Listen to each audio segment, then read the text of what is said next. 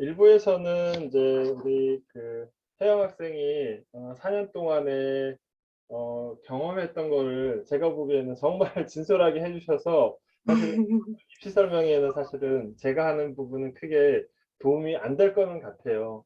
그렇지만 제 거 다시 진행을 하고 그 다음에 이제 그 Q&A. Q&A 네. 시간에 혜영 학생한테 좀 많은 거를 여쭤보면은 여러분들이 성공하는 절강대 유학이 될 거다. 저는 확신이 드네요.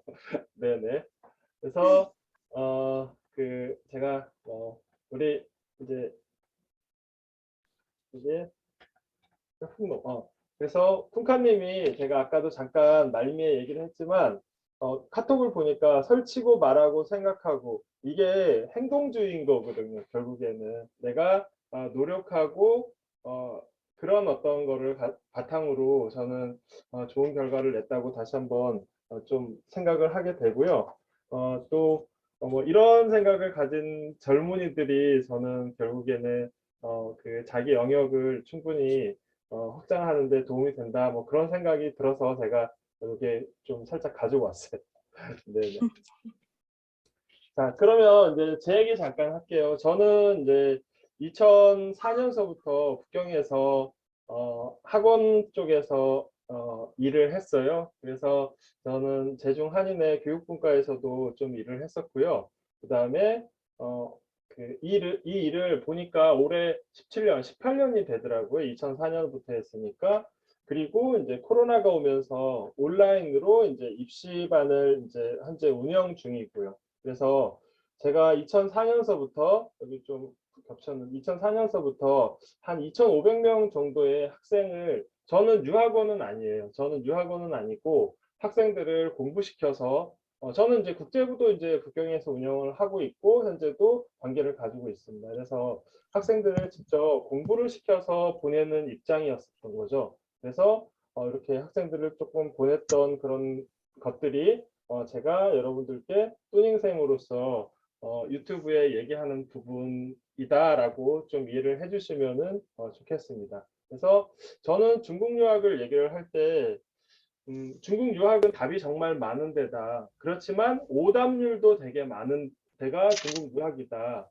그래서 그러면은 그 오답을 줄이려고 하면은 그거는 여러분들이 노력해서 실력을 갖추고 나오면은 그거는 중국 유학은 성공하는 거다라고 생각을 갖고 있는 사람입니다.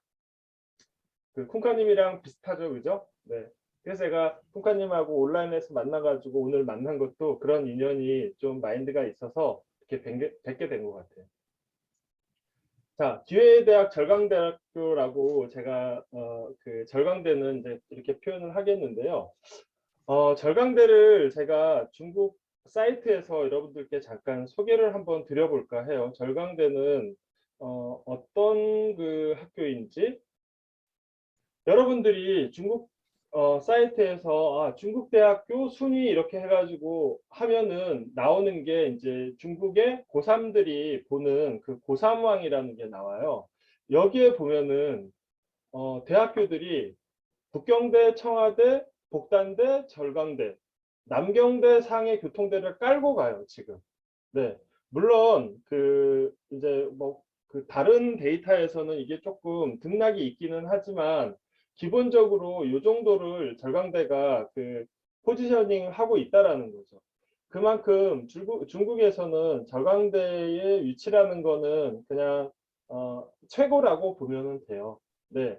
그런데 절강대가 왜 쿵카님 얘기처럼 그 학생들의 편차가 크냐라는 거는 비입시 학교이기 때문에 그런 거거든요. 그래서 그 비입시 학교가 된 데에는 이유가 있어요.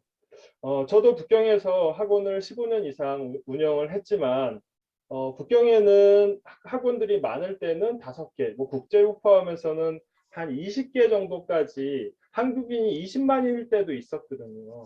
그래서 북경하고 상해에는 입시 학원이 있으면서 북경 학교들, 심지어 북경의 인민대학교가 그 유학생들이 들어가는 어떤 수준으로 놓고 보면은 실질적으로는 3위, 4위권이에요. 근데 최근에는 이제 복단대한테 좀 많이 밀려서 인민대가 이제 좀 밑에 내려가 있는 형국이고, 어쨌든 입시를 보는 북경대, 청와대, 복단대, 인민대 이렇게 학교들이 북경에 몰려 있고 상해에 몰려 있고, 그런데 지금 코로나 국면이어서 온라인으로 비대면도 보고 북경대, 복단대가 온라인으로 필기 시험을 보지만 예전에는 학교들이 감히 그 생각을 못 했었거든요. 그래서 절강대가 한인들이 많이 몰려 있는 곳이 아니다 보니까 필기 시험을 오프라인에서 진행하기가 예전에는 어려웠던 점이 있어서 이렇게 서류 전형으로 가면서 이제 그런 어떤 그 편차들이 일어났다. 그래서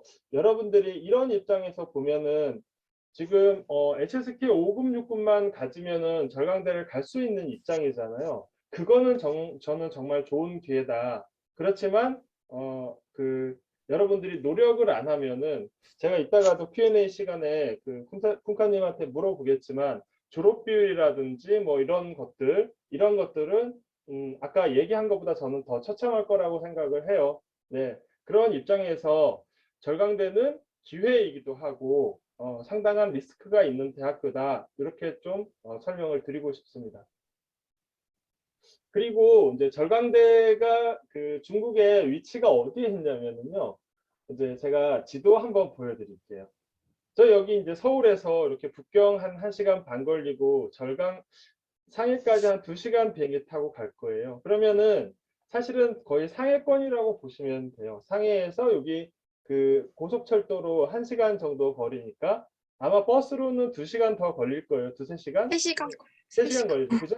네. 3시간 걸리는데 고속철이 1시간 정도니까 뭐 여러분들이 이제 상해하고 항저하고의 정도 거리 정도 좀 이렇게 보시면은 어떨까 싶습니다. 그래서 항주에 대한 얘기 제가 조금 요새 인터넷이 정말 좋죠, 그죠? 네, 그래서 제가 보이기 했습니다.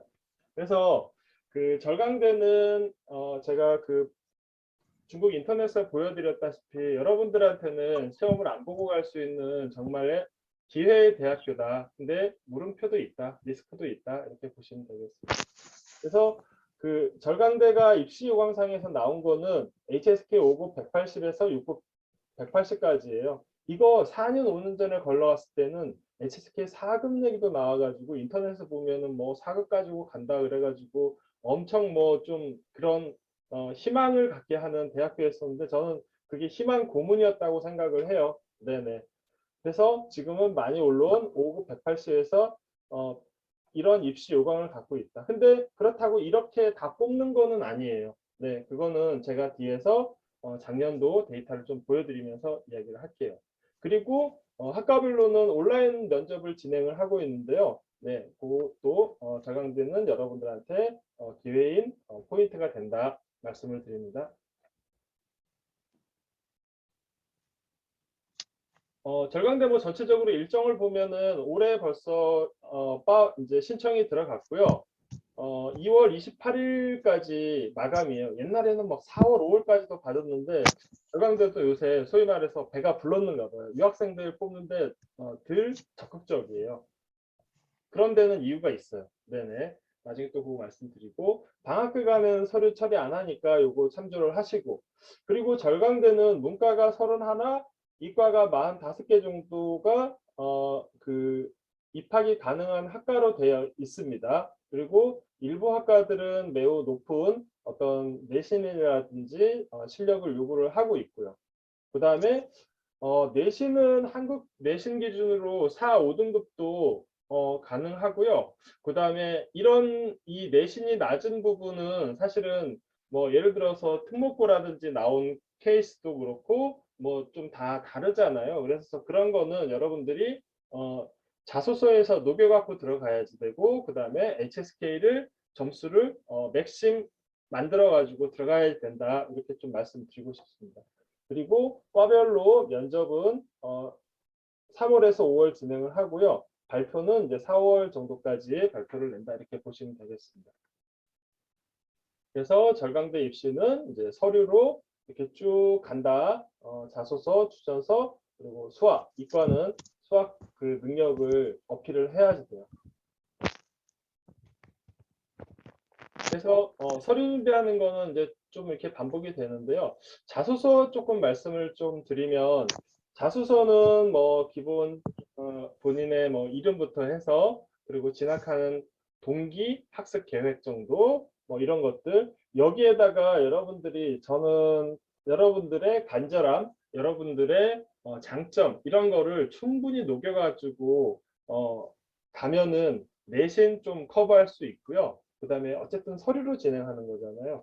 학교한테 여러분들이 여러분들의 의지를 피력할 거는 자기소개서밖에는 없어요. 그래서 이 부분에 조금 많은 노력을 해라. 남의 거 베끼지 마시고요. 남의 거 형식 정도는 베낄 수 있는데 거기에다가 왜 글이 가지는 힘은 대단한 거거든요. 그래서 이 부분을 절강되는 자기소개서 서류로 가기 때문에 시험으로 가는 학교랑은 달라요. 그래서 이 부분에 조금 신경을 쓰셔라 라는 얘기 좀 드리고 싶고요. 추천서는 이렇게 두 분 선생님 이런 내용들 들어가면은 되겠습니다. 추천서도 뭐 선생님이 좋은 내용들을 써주시면 좋겠죠, 그죠? 네.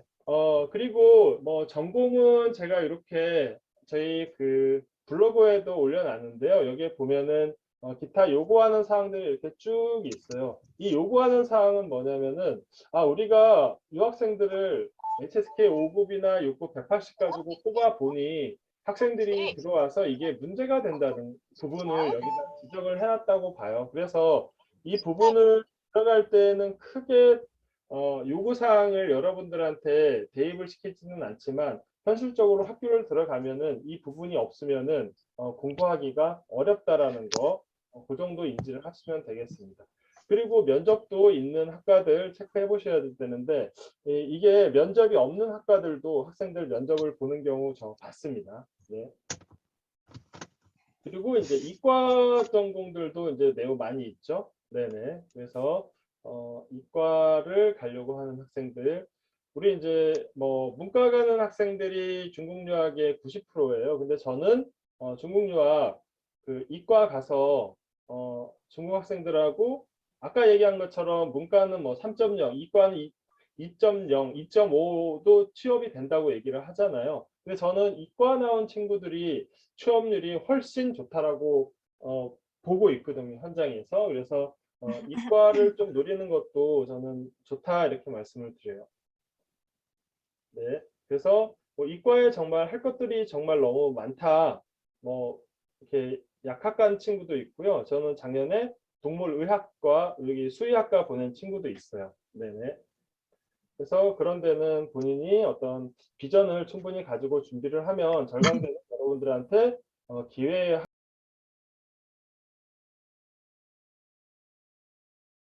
하는데 수의학과 여기 보면은 면접 없어요. 근데 중국어하고 영어 면접을 동시에 진행을 하더라고요. 그래서 여러분들이 그 HSK도 중요하지만 면접 이런 것들도 평소에 많이 준비를 하고 그리고 이 면접이라는 게 통보가 일주일에서 열흘 정도 와가지고 바로 진행을 하거든요. 그래서 준비가 안 돼 있다라고 하면은 면접에서 떨어지는 결과가 나올 겁니다.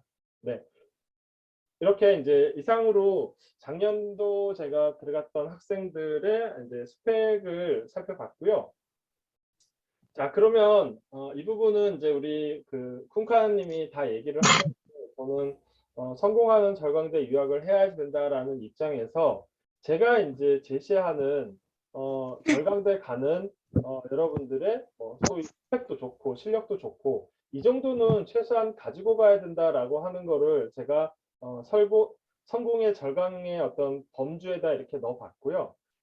실패의 절강은 여러분들이 입시 요강에 나온 것만 딱 가지고 가면은 이거는 물론 들어가서 정말 열심히 하네 하고 내가 1년 열심히 하면 되는데 이 점수를 가지고 딱 가면은 일단 절망을 느끼거든요.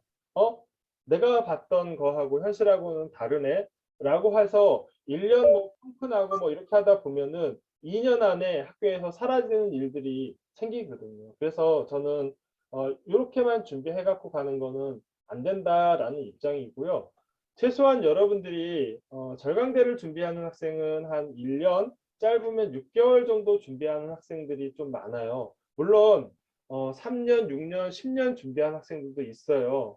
네, 그렇지만 그러다 보니까 절강대 들어가는 학생들은 최소한 요런 정도가 아니라 최소한 들어갈 때 1년 정도 준비한 학생이면은 들어가는 시점에는 최소한 다 210점 정도는 있어야 된다고 저는 보거든요. 그리고 이렇게 4월 정도에 이게 확정이 되면은 9월 달 입학 전까지는 여러분들은 최소한 6급 230점은 가지고 가셔야지 교실에 앉았을 때 교수님 얘기도 한 70% 정도 들리는 거예요. 그렇게 70%한 1년 정도 가면은 그 해당 수업이 이제 들린다 이렇게 보시면 돼요. 그래서 그렇고 그다음에 이제 상경 계열은 대학 수학 반드시 선행을 해라. 그다음에 이공 계열은 대학 수학하고 대학 물리까지 반드시 선행하는 거를 절강대학교의 이제 성공 그 조건이라고 저는 봅니다. 네네. 그렇게 해서 일단은 제가 절강대에 들어가는 거에 대한 전체적인 거 한번 살펴봤고요. 마지막으로 이제 다시 돌아와서 콩카님이랑 제가 Q&A를 통해서 여러분들이 궁금해하는 부분을 살펴보도록 하겠습니다.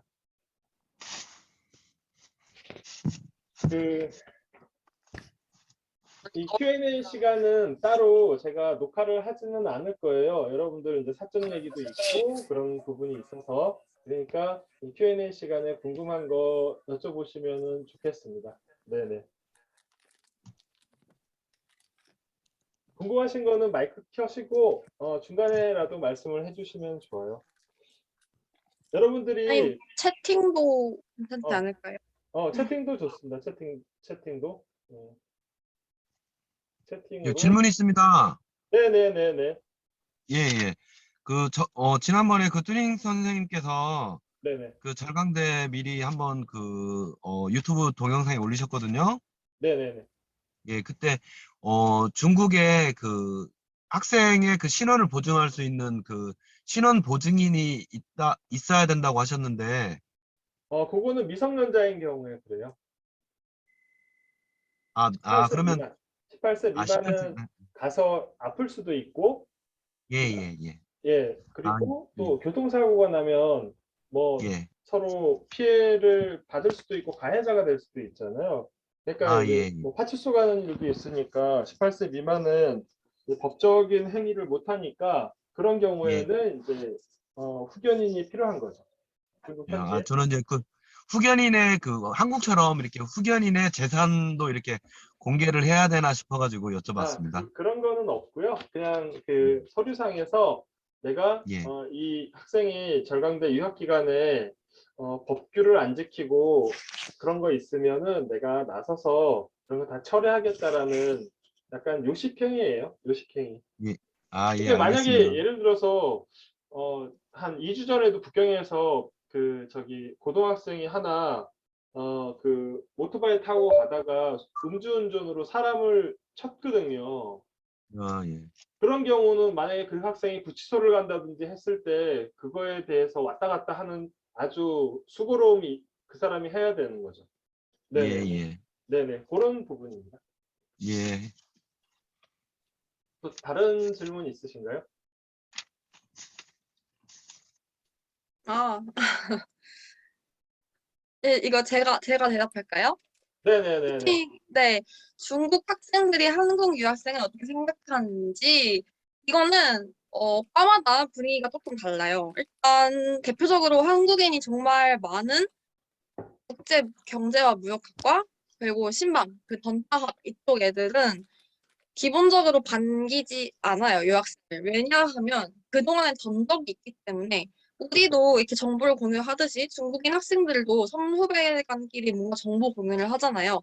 그러면 아마 거기서 한국인이랑 조별과제 같이 하지 마라. 약간 이런 말이 돌 거예요, 분명히. 딱 봤을 때도 이제 교양이나 다 같이 한국인, 중국인 다 같이 듣는 수업 보면은 쉬는 시간에 보면 한국인 학생들이 그 학교 건물 강의실 바로 앞에 있는 복도에서 담배를 막 뻑뻑 피우고 있어요. 쉬는 시간에. 그러기도 하고 막 수업 시간에 뒷자리에서 게임하고 있고 핸드폰 보고 있고 열심히 참여를 안 하니까 당연히 모든 학생들한테 한국인 여학생이 다 안 좋게 비치는 거죠. 물론 이제 거기서 열심히 해가지고 인정을 받는다기보다는 친구들한테 좋은 이미지를 줘서 아 그래도 쟤는 한국인 여학생 중에 열심히 하는 애구나 하면 다 다가옵니다 애들이. 그래서 제가 생각해본 바로는 일단 제가 모든 밑에 20학번, 21학번 애들한테 했던 말인데 저는 개인적으로 1학년 때 바로 중국을 들어갔으면 좋겠어요. 그래야 지금 학교에, 왜냐면 모든 한국인 유학생들이 있는 게 아니다 보니까 소수의 학생들이 그 유학생의 이미지를 대변하고 있거든요. 근데 지금 중국에 있는 친구들이 굉장히 잘 하고 있어요. 한국인 친구들이.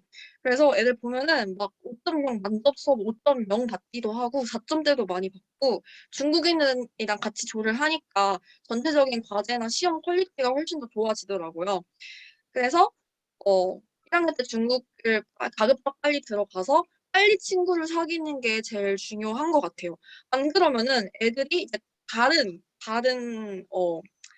그 조금 수준이라기보단 좀 이렇게 안 좋은 식으로 행동을 하는 한국인 유학생들을 보고 더 이상 한국인이랑 같이 뭘 하면 안 되겠다. 이런 선입견이 생겨버리면 2, 3학년 때부터는 친구를 사귀는 게 되게 좀 힘들어져요. 한국인이 많은 과에서는. 근데 이제 한국인이 없는 과는 일단 뭐 유학생이라고 관심이 집중되거나 그런 건 아예 없고요. 그냥 근데 대체적으로 막 이공계 가시는 이런 분들은 좀 중국어 실력이나 어느 정도 계속 좀 실력을 많이 갖추신 분들이 가기 때문에 그분들은 또 막 한국인이라고 차별하거나 그러지는 않고 잘 어울리고 있습니다. 네. 네, 아니, 맞습니다. 네네. 저도 이게 시간이 제한이 되네. 계속 듣고 10분 있었어? 하고 다시 또 하겠습니다. 일단 하고 싶은 데면 또 다시 말씀드릴게요. 네네네. 또 말씀하세요. 넌 안 보여?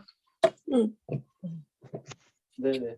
자, 좀 전에 얘기 제가 약간 보충 설명을 할게요. 중국 유학을 간다고 하면 대학교 딱 들어가는 순간 나 한국인이라는 생각을 잊어야 돼요. 네네. 그들하고 같이 하려고 하는 쟤네들 뭐 하면 나도 할 수 있어 라는 적극성을 가지고 대한다고 하면은 여러분들이 생활도 잘할 거고 공부 면에서도 따라갈 수 있지. 나는 한국 학생이니까 저거 안 해도 돼. 나는 한국 학생이니까 저거 할 수 없어. 이렇게 하면은 그거는 유학 가는 의미가 없어요. 네네네. 자, 또 다른 질문. 예, 저 좀 하고 싶습니다. 네네네. 아까 저 설명해 주실 때 이게 끊겨가지고 그때 좀 못 들었는데, 네네. 일부 구간을 못 들었는데, 혹시 그 제 딸아이 같은 경우에는 인문학원의 그 한어 업문학과를 아, 1지망으로 하고, 2지망은 해양학원의 해양공정과 기술 여기를 지금 생각을 하고 있거든요. 네네네. 근데 아까 제가 그 한어 업문학 같은 경우 이렇게 졸업 기준이라든지 이걸 제가 아까 좀 못 들었어요. 그때 딱 끊겨가지고. 죄송합니다만 그거 조금 쿵카님 더 좀 얘기 좀 해주시죠. 예, 보충 설명 좀 한번 해주십시오. 한어 업무, 제가 아까 말씀드렸던 거는 한어 업문학이 아니라 대외 한어과인데, 아, 예. 잠시만요. 제가 지금 그, 그러면 한어 대외 업무는 아마 똑같을 거예요. 일반 그 요구 조건이랑 아마 뭐 세 그러면 번. 대외 한학과나 한어 업문학과나 거의 같은 아니, 계열입니까, 그러면? 완전 다릅니다. 대외 아, 한어과는 그 유학생들끼리 모여서 중국어를 배우는 학과고요. 한어 예, 예. 업문학은 한국 대학의 국어 국문학과를 생각하시면 돼요. 국어 예, 예, 국문학과 가서 그냥 국어를 배우는 게 아니라 막 고전 문학도 배우고 그 예, 고전 문법이라든지 그렇게 좀 언어에 대해 깊이 있는 예, 그 예, 학문을 배우고 또 문학에 대해서도 배우잖아요. 그래서 예. 한어 업문학은 중국인 학생들이 자기 모국어인 중국어에 대해 서 심도 있는 그 학문을 배우고 또 중국어 고대 문학 이런 것도 배우는 학과입니다. 아, 그러면 대외 한학과 같은 경우에는 그냥 유학생 기준으로만 해서 그냥 중국어를 배우는 곳입니까, 그러면? 네, 대외 한어과는 중국어만 배워서 다른 그 한어 업문학이나 다른 전공들과 다르게 졸업 논문은 똑같이 쓰는데 그 시간표도 다 그냥 학원에서 따서 나오고 예, 조금 예. 많이 달라요. 학점 기준도 많이 다르고. 예. 예, 감사합니다. 예. 아까 이 말을 못 들었습니다. 예. 아, 예, 네네네. 감사합니다. 예.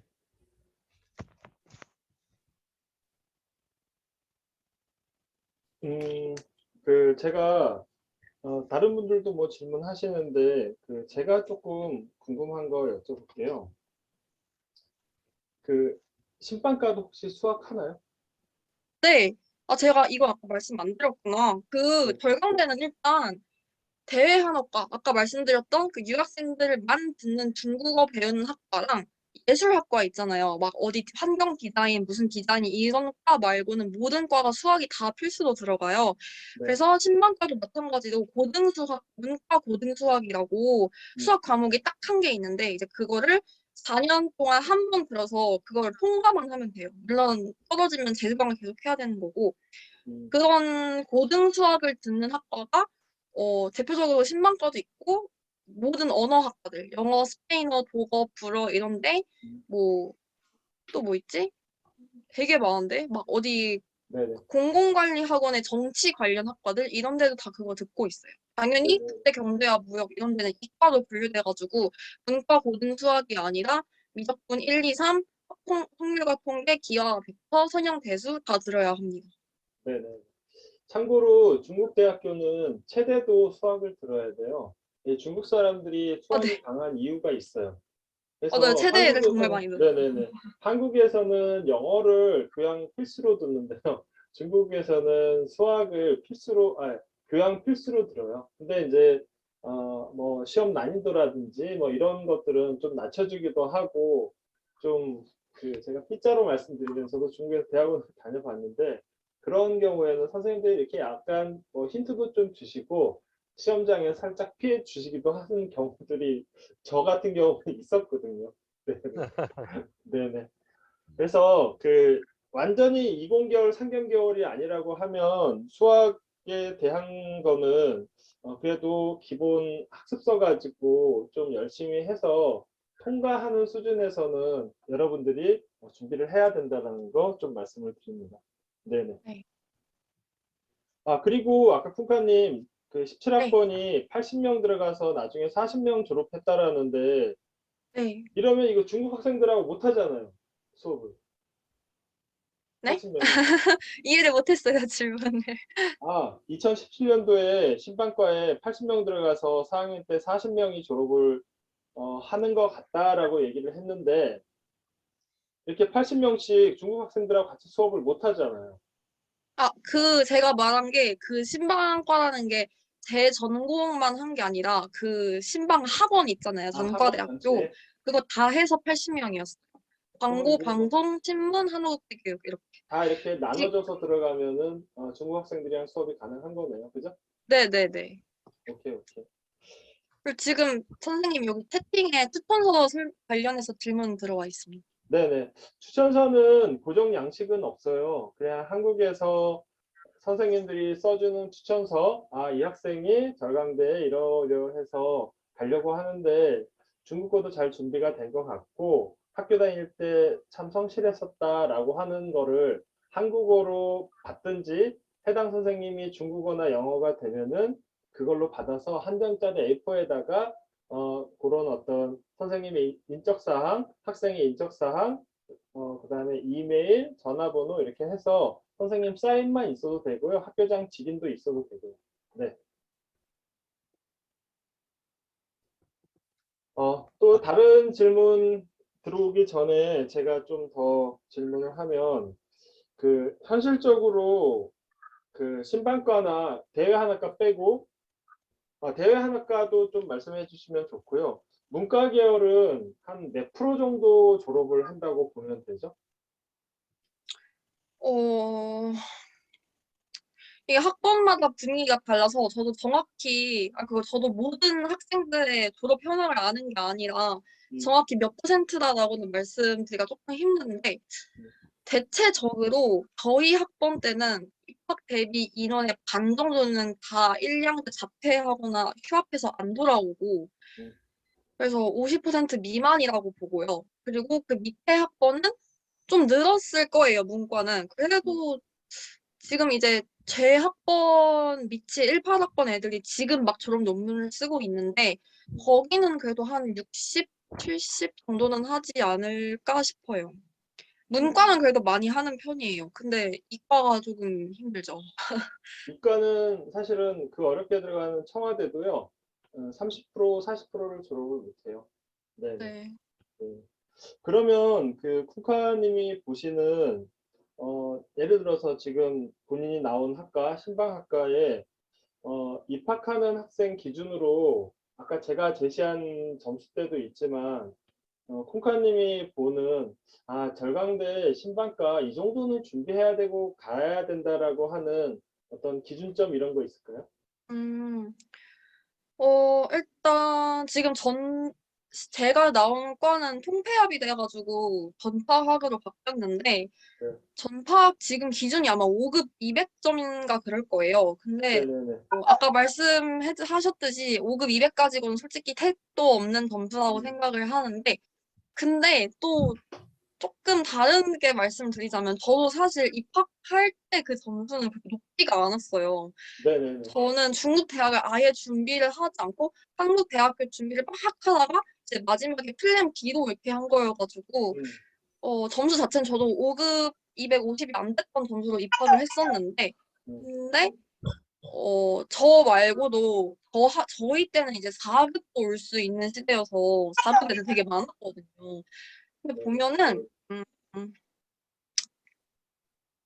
HSK 점수가 높으면 당연히 듣기나 과제를 할 때 훨씬 더 좋겠지만 제가 보기에는 의지가 제일 중요한 것 같아요. 의지가 네네네. 있는 애들은 음. 어떻게든 그냥 네, 사전을 막 찾으면서 어떻게든 알던가 이런 아이들이 있는 반면에 근데 그냥 의지가 없는 애들은 안 들리네? 안 해야지. 모르겠다. 이러고 그냥 수업 통과에만 의의를 두고 60만 넘었으면 됐다. 그냥 졸업만 하자. 이런 느낌이 애들이 있거든요. 네. 그래서 솔직히 처음 HSK 점수로 봤을 때, 딱 들어왔을 때, 물론 높은 애들이 더 잘하기는 하지만, 나중에 4학년이 돼서 결과적으로 봤을 때는 거의 다 비등비등해지더라고요. 정말 음, 잘했던 애들 제외하고는. 음, 그래서 저는 일단 아까 선생님이 말씀하신 그 점수 때는 처음 들어왔을 때부터 듣기가 완벽하게 트이려면은 그 정도가 필요한 거고, 그냥 내가 조금 점수가 부족해도 합격만 하면 진짜 잘할 자신이 있다. 이런 분들은 점수를 막 어떻게든 막 6급 250을 찍어야겠다 이 마인드로만 HSK 막 하기보다는 회화 공부를 조금 더 하시는 거를 저는 추천을 드려요. 네네네네. 네, 좋은 얘기 해주셨어요. 이제 저도 사실은 같은 입장이거든요. 그러니까, 쿵카님은 한국에서 고등학교 이제 입시를 마치고, 제 두 번째 플랜으로 간 케이스라고 얘기를 해주셨는데, 저런 경우에는 이제, 입학 요건 이제 마쳤고, 그리고 입학을 하고 보니, 뜨거워라 한 거죠. 이거 가지고는 택도 없네? 라는 생각을 본인이 한 거예요. 그래서 아마 그 학교 공부 따라가기 위해서 노력을 많이 했지 않았을까. 그리고 그렇게 하는 학생들은 사실은 1년 지나고 나면은 기존의 6급한 뭐 230이나 이렇게 갖고 온 학생들하고의 어떤 그런 이제 노력 여하에 따라서 같이 갈 수 있는 부분이 있지만 중간에 내가 이게 어렵네 하고 뒤로 한 발짝 물러나기 시작하면은 저는 그거는 어렵다고 이제 보는 거거든요. 비슷한 얘기인 맞아요. 거죠, 그죠? 네.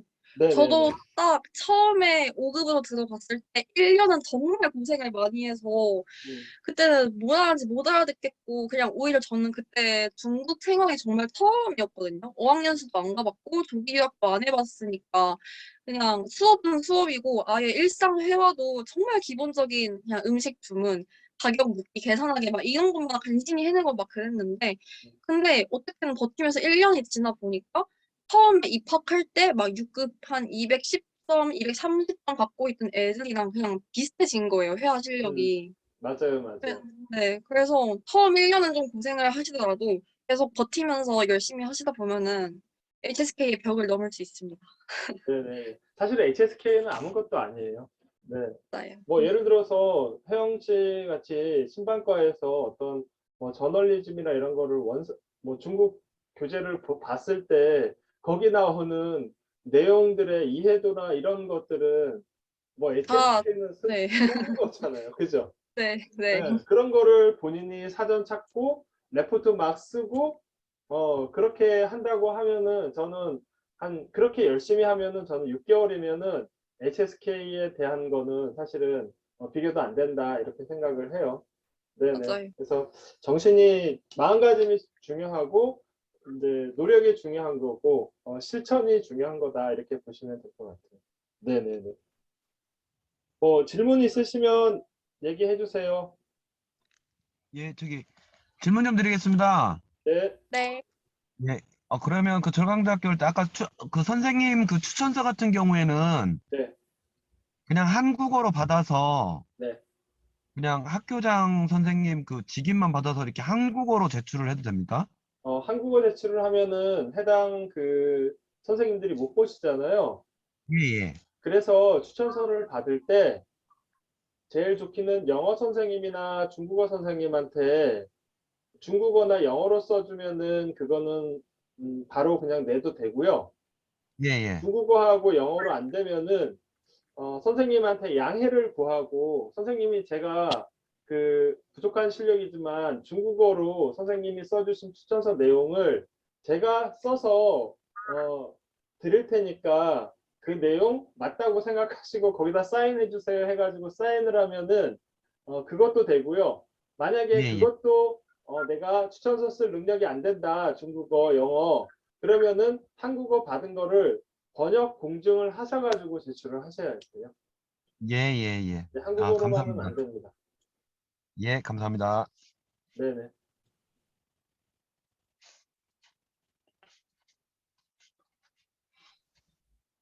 자, 제가 또 하나 질문할게요. 쿵카 네. 이제 그 절강대 4년 다니면서 제일 절강대에 대한 어떤 만족했던 거. 내가 절강대를 옴으로써 음, 좋다고 생각했던 거 어떤 거 있죠? 음, 음, 어, 좋다고 생각한 거는 저는 아무래도 인맥 방면이 제일 좋았던 것 같아요.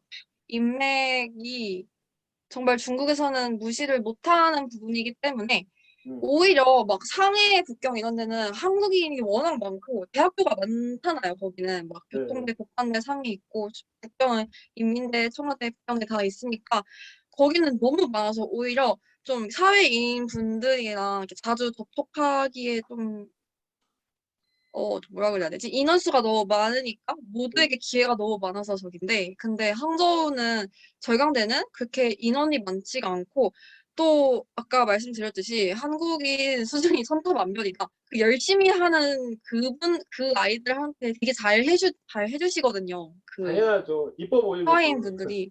네. 네, 그래서 상대적으로 인원이 좀 적다 보니까 그런 부류가, 그래서 좀 기회도 많이 받았고 좋은 사람들도 많이 알고 막 알리바바 본사도 막 직접 가보고 되게 좋았던 것 같아요, 저는. 자, 알리바바 얘기 나왔으니까 제가 물어볼게요. 한주에는 알리바바가 있잖아요. 사실은 네. 알리바바 하면 지금 뭐 그 시진핑이 워낙 구박을 해가지고 그렇지만 중국을 대표하는 회사인데 그런 데랑 어떤 내가 관시도 쌓고 저기를 한번 가서 어떤 일을 해볼까 이런 노력을 하는 친구들은 없나요? 알리바바를 가고 싶어 하는 사람들은 분명 있기는 한데 본사가 우선 아니어도 그 밑에 자회사라든지 네, 네. 이런 그 업무 계열업사. 네, 네, 네. 네. 근데 이번에 인턴 공고가 하나 나갔었어요. 알리바바 계열 밑에 그 밑인데 음. 이름이 뭐였지? 엔트 뭐 있는데 거기 알리바바 밑에 계열사거든요. 근데 엔트가 그 그게 금융 쪽이잖아요. 네네. 네, 근데 거기가 요번에 항저우 아시안 게임 준비위원회에서 선택을 한 업체여가지고 음. 가면은 아시안 게임 관해서도 일을 하고 되게 많이 했었는데 근데 그거 인턴을 또 아무도 지원을 안 하는 거예요. 그러니까 미칠 노릇이죠. 그래서 너무 너무 좋은 공고 그거는 심지어 저 부회장 할 때 학생회장이었던 오빠가 그 인턴을 하다가 이제 그만두고 한국으로 온 건데 근데 이제 그 오빠한테 연락이 왔대요. 이거 혹시 너 취직했냐고 우리가 비자 주면은 중국 가서 다시 일할 수 있냐 이렇게 또 가야죠. 그 정도로 지원을 안 해가지고 나는 그거 두 가지로 봐요. 한 가지는 그만큼 자신이 없는 거야. 거기 가서 해 네. 자신이. 중국 사람들하고 그리고 이제 조금 두 가지는 조금 게을러 가지고 그런 거를 볼 적이 없었던 거죠. 그죠? 알리바바에 근무하시는 한국인이 몇 분 계세요. 네. 근데 제가 한 분은 개인적으로 지금도 연락을 주고받는 사이인데 근데 그분은 중학교 때부터 조기 유학을 하셨고 지금 그 뭐지? 티몰 텐센트? 아니요 텐센트 아니고 TMAO. 알리바바의 티마오지 음. 그쪽에서 일을 하고 계시는데 근데 그분한테 질문이 정말 많이 갔었어요. 혹시 알리바바 어떻게 입사하셨냐? 뭐 입사하실 때 그 부서가 원래 한국인을 뽑는 부서였냐? 거기서 한국 관련 일만 하시냐? 이러는데 그분은 항상 공통적으로 하시는 말씀이 자기가 한국인이라서 알리바바에 들어온 게 아니라 자기는 그냥 중국인 동료들과 맞아요. 중국어로 소통하는데 전혀 문제가 없는 수준이었고 그리고 그분이 그 타오바오 관련해가지고 이렇게 좀 여러 가지 경험이 조금 있으셨거든요. 그래서 그거를 어필을 해서 자기는 중국과 한국을 그 가운데 무역하는 그런 경험도 있었고 한국인이다 보니까 한국 트렌드도 잘 알고 중국에 거주하고 있으니까 중국 소비 트렌드도 잘 알고 해서 그것 때문에 뽑힌 거지 자기가 한국인이라서 뽑힌 건 아니다 이런 식으로 말씀을 하셨었거든요. 네.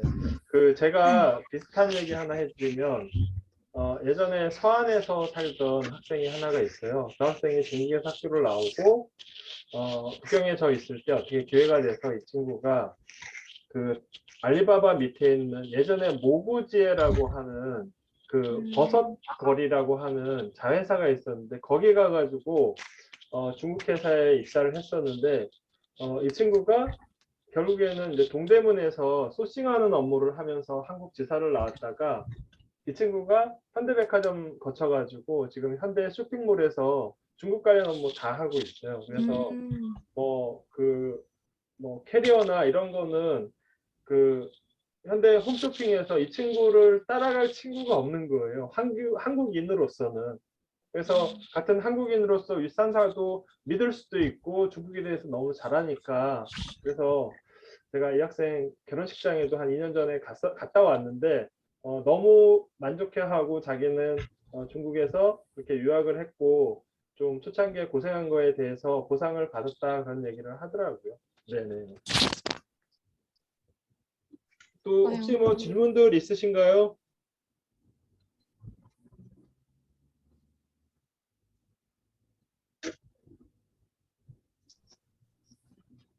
자, 그러면은 질문 있으시면 제가 또 받고요. 마지막으로 그 이제 취업을 12월 달서부터 이렇게 취업을 좀 오래 준비를 했잖아요.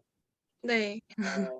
그 취업을 하면서 가장 중요했던 건 뭐라고 생각을 해요? 취업이 된 원인? 이유? 뭐 이런 거들. 좀 직종마다 다른데 여기 질문 들어왔다. 이건 저 말하고 얘기할게요. 저는 언어가 제일 중요했었어요. 제가 가는 그 직종은. 그래서 면접도 영어 면접을 봤었고, 네. 그래서 영어 토익 점수 만들고 지원하고 영어 면접 보고, 근데 거기에 중국어까지 할 줄 안다니까 그 이사님이 자기네 고객들 100명 중에 30명이 중국인이라고 중국어 할 줄 알면 너무 좋다고 막 그러면서 저를 채용을 하신 게 아닌가 이런 생각을 합니다. 저는 맞아요. 어학이었어요. 어학이 제일 중요했어요. 저는. 네네. 그 뭐 중국어를 좋아서 중국어를 하는 거 참 좋아요. 근데 중국어 잘하고 반드시 저는 영어를 해야지 이 네. 취업 시장에 가서 제대로 된 평가를 받는다고 생각을 해요. 네. 그렇게 하고 저는 로카를 더 많이 알아야 된다고 생각을 해요. 로카를. 네. 그래서 제가 이제 또 예전에 저는 이제 북경에서 학원을 15년을 했고, 북경에서 학생들을 가장 많이 보내서 북경에서 이제 했던 케이스에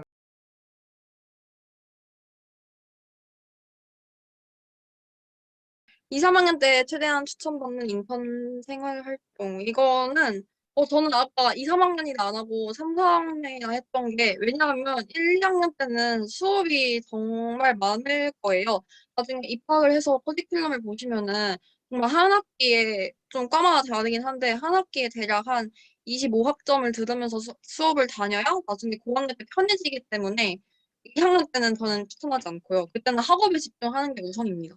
그리고 이제 3학년, 4학년 때 여유가 생기면 인턴을 하는 건데, 일단, 나중에 들어가시면 이제 그 한국인 유학생들끼리 단톡방이 있어요. 거기에 다 초대가 될 텐데, 거기에 이제 학생회나 아니면 뭐 그냥 다른 학생회가 아닌 일반 재학생인데, 그분이 어디서 일을 하거나 해서 아는 분한테 공고를 받아서 그걸 전달을 해주고 그러거든요.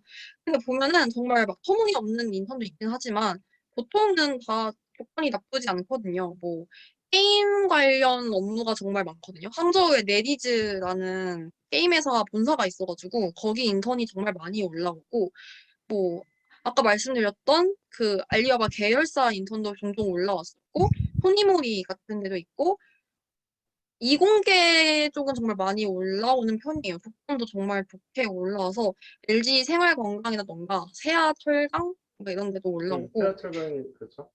네, 세아철강 이번에 별강대생 뽑으려고 태워냈는데 결국 아무도 지원을 안 해서 중국 인민대학 학생이 갔다고 하더라고요. 음, 그래서 그러니까 학교별로 일단 티어가 있어요. 학교별로 티어가.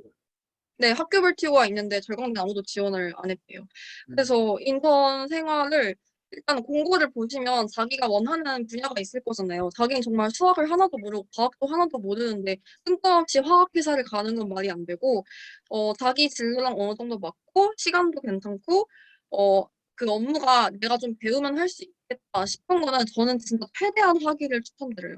음, 지금 그래서 중국에 있는 친구들은 물론 지원을 안 하는 애들도 있긴 한데 그 열심히 하는 친구들은 최대한 이 한국인이 없는 이 시기를 활용을 해서 어차피 지원자가 그렇게 많이 없거든요. 그래서 나 아니면 못 뽑기 이렇게 바로 지원을 해서 인턴을 열심히 하고 있습니다.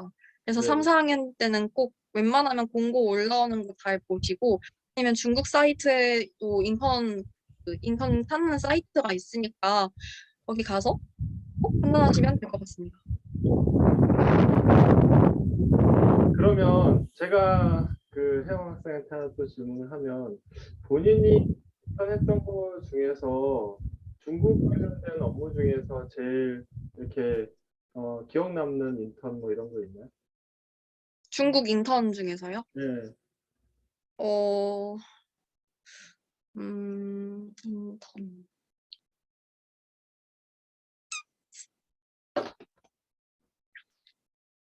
그냥 제가 봤을 때 제일 와 멋있다 했던 거는 코트라 인턴이 아닐까 싶네요. 음, 코트라에서도 네, 편하잖아요.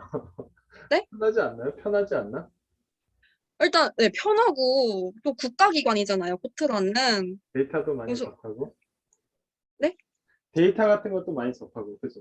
네, 데이터 정말 많이 접하고 그거를 저는 시간이 안 돼서 못 봤는데 저랑 친한 동기랑 후배가 코트라에서 진행하는 그 중소기업 산업 설명인가? 세미나를 갔었는데 근데 거기 너무 좋았다고 하더라고요. 막 다른 각종 한국의 중소기업이 중국에 진출을 하려고 그 사업 아이템을 소개를 하고 막 뭐 피드백을 받고 이런 세미나였는데 근데 거기 가서 너무 마음에 들었는데 이제 그거 인턴을 하면은 그런 일을 평소에 맨날 접하는 거니까 자연스레 산업에 대한 시야가 넓어질 수밖에 없고 중국어도 계속 컨택을 해야 되니까 늘 수밖에 없고 또 코트라라는 그 타이틀도 있으니까 코트라 인턴 한국에서 하기 정말 힘들거든요. 맞아요, 코트라 맞아요. 인턴은 거의 스카이 아니면 뚫기가 힘들어서 한국에서는 중국에서 절강대 그 타이틀 이용해가지고 하는 게 정말 좋지 않나 싶습니다. 제가 코트라 얘기 나왔으니까 잠깐 좀 더 부연 설명을 하면요. 제 이제 6월 달에 저 입시 설명회 할 때, 저 이제 제자애 중에 청도 무역관에 있는 한여령 과장이 청도 무역관 코트라에 있거든요. 이제 이 친구가 나와서 얘기를 하는데, 코트라는 정책적으로 한국 유학생들을 많이 취업을 시키는 거를 국가 네. 정책 과제로 가지고 있대요. 그래서 코트라 자체도 지원을 많이 하지만 그렇게 들어온 학생들이 거기서 접할 수 있는 데이터도 많고 중국 업체들하고 좀 그런 네트워크도 가질 수도 있고 특히 한국 업체들이 이렇게 접촉을 하다가 기회가 되면 그렇게 네. 취업을 하는 케이스도 많다고 하더라고요. 그래서 코트라는 그런 인턴 같은 거를 좀 적극 챙겨보는 게 좋다 싶습니다. 이거 어떻게 네네. 끝내지? 자, 이상으로 Q&A를 마칠까 하는데 질문이 있으면 하나만 더 받고 없으면은 마칠까 합니다. 아니면 더 좀 부끄러워서 못하신 분들은 뭐 오픈 카톡 같은 거라도 저한테 직접 하셔도 되거든요. 네네네네네. 아니면 제 메일 주소를 남겨드릴게요. 그래, 여기다 하나 남겨주세요. 메일 주소 남겨드릴 테니까 부끄러우시거나 나중에 생각나신 것들은 여기로 질문을 하시면 될 것 같습니다. 그래요. 저기 우리 국가님이 워낙 적극적이셔서 그런 도움을 주시는데 충분히 이용을 하세요. 그래야지 저는 이제 유학생들이 꿈만 가지면 되는 게 아니라고 봐요. 결국에는 노력하고 또 그렇게 노력의 시간이 지나고 나면 그게 성공의 바탕이 된다고, 실력이 된다고 생각을 하거든요. 그래서 그런 것들이 여러분들의 시야를 넓게 하고, 그 다음에 우리가 유학을 가는 목적은 우리랑 다른 문화를 보고 다른 거를 배워서 자기 영역을 만드는 거. 그래서 그게 나의 삶과 나의 직장 생활과 연결되는 게 되게 중요하다고 생각을 하거든요. 그래서 우리가 그런 어떤 좀 성공하는 유학을 했으면 하는 바람입니다. 네네. 자, 이상으로 다른 질문이 없으면은 여기서 마칠까 하고요. 콩카님 이메일도 있고, 그 다음에 아까 여기 취업 관련된, 전공 관련된 거 추천을 저한테 물어보셨잖아요. 사실은 전공은 그 학생이 어떤 노력을 했는지, 그 다음에 그 학생이 살아온 역사가 어땠는지, 그리고 저는 사실은 이거저거 다 물어봐요. 아빠는 뭐 하시니? 엄마는 뭐 하시니? 왜? 아빠가 하는 거랑 나랑 연관이 있을 수도 있고 등등이 있거든요. 그래서 그런 걸 좀 다 들어보고 너한테는 이런 추천을 조금 한다. 이렇게 저는 추천 전공 지도를 하거든요. 그래서 그런 케이스는 나중에 또 기회 되면은 또 연결해서 그렇게 진행하는 걸로 합시다. 자, 오늘 1시간 반 동안 다들 고생하셨고요. 특별히 콩카님 고생하셨는데 박수를 드립니다. 네네. 자, 이상 여기까지 하겠습니다. 감사합니다. 감사합니다. 네네. 네, 수고하셨습니다. 네네네. 수고하셨습니다.